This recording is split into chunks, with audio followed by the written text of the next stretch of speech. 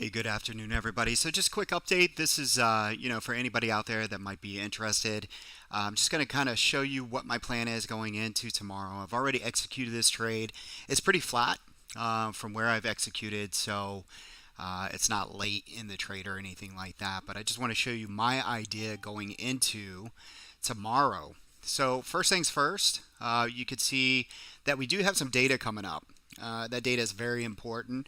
And I use Market Watch, it's free. And you come down here into September 3rd, 8:30. I believe it's Eastern time for all this non-farm payrolls, unemployment rate.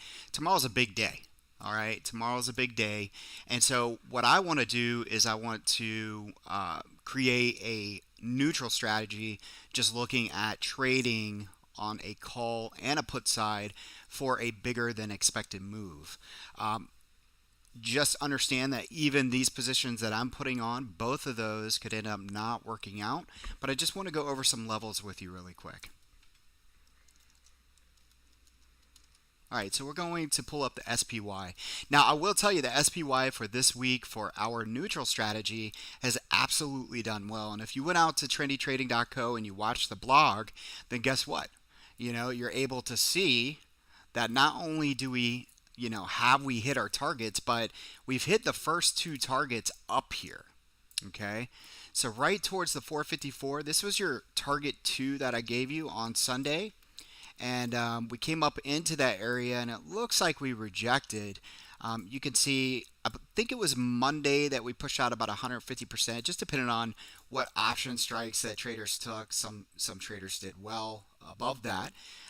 But this, you could see, we hit T1 on Monday. We had a little bit of a pullback, and then we pushed right here into T2 as of today.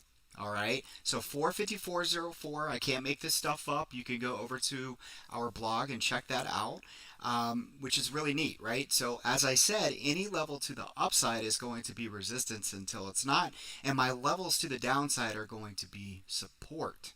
Okay, especially for the fact that all of these banners are extremely bullish. Now, you could argue that we're extended, right? But then I would tell you off of this inside and up, we have pushed very nicely, and it almost looks like we want a third weekend here. Okay, something like this, or maybe just an extra day into that 457.71 tomorrow after this econ news. Okay, so the way that I'm approaching this is I want to use my targets. All right, so price came up here at 54. It pulled back a little bit, and what I did is I went ahead and bought. Let's bring this up here. See which one. I believe it's right here. There we go. So SPY. This is my strangle that I have on here right now. Okay, so I have the 456 calls. So I'm looking for that next target at 457. All right, and you can see they're pretty inexpensive.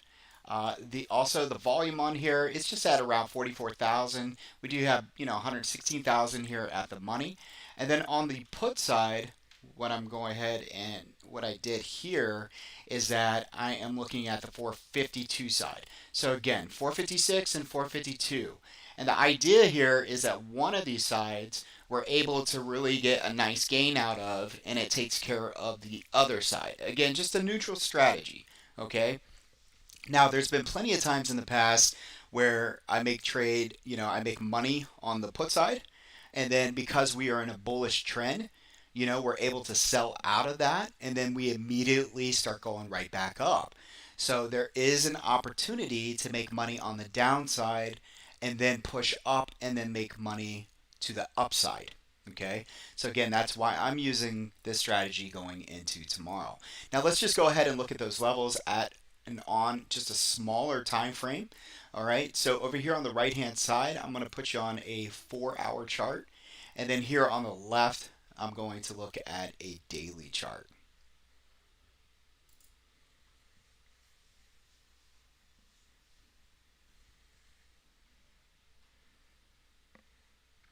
I'm looking for that Myrna to go as well. We've been waiting for this Myrna to take off. Needs to get over this 396 level. So that's what I'm looking for. I have some lower probability trades that expire this week that are just kind of sitting there at the cusp waiting for perhaps a nice breakout. All right, so here we go. This is the daily, and this is your 4 hour over here to the right. So I picked the 452. All right, so your 452 to the downside would be right around the daily inside and up. Okay, the daily inside and up, and that's that inside base candle right here.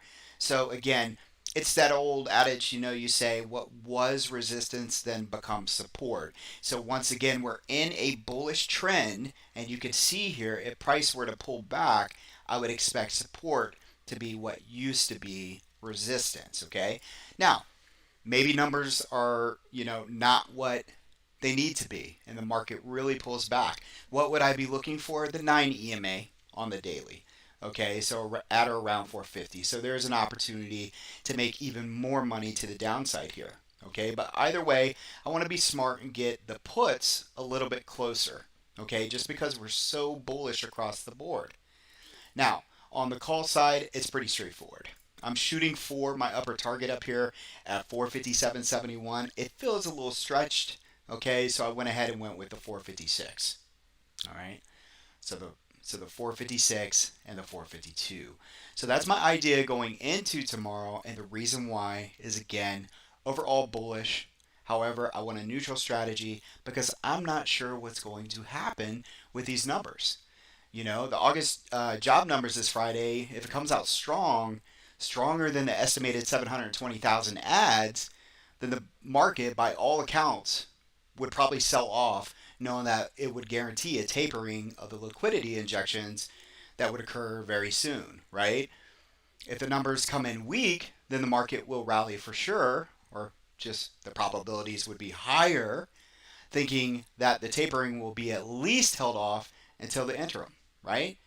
But even if the number comes in strong, it will be a brief sell off because there's really not a big difference between the 120 billion and the 100 billion. And when I say that out loud, it feels like a bullish market and we have support just right under it. So you can translate those numbers into technicals and you can see that support here in the chart. All right. Keep in mind the SPY and the ES futures, right? ES futures, especially on the weekly, all right? If we go back for the entire year, we have literally come down into that 9 EMA just a handful of times, and every time buyers have stepped in, all right? So let's take this chart over here on the left hand side and put your weekly on. And I'm going to go over here to the right. I'll keep that on a 4 hour. Okay, this was our blueprint going into this week. And I did share this out there. And you can see it's working very well, folks. Right? So red box is pretty straightforward. You see red, and you just want to be cautious and just kind of hang out. Trade the levels to the downside. Right? When price comes into the downside, you can see it came right in here. These are trendy levels and edges. Then you could look to take trades to the upside. And the reason why you're looking at buying that dip is because, again, these banners up here are letting you know it's extremely bullish across the board. And these will change if price changes, okay? Over here on the left-hand side, what I want to really show you so you can take this into account is looking back since 2021 starting, this 9 EMA, whether you use an 8 or a 10 or whatever it is you like to use, there's no mistake that every time we come in here, that buyers are lined up. And if you're not buying this dip, then you are missing out on some of the biggest moves that the market has seen in quite some time.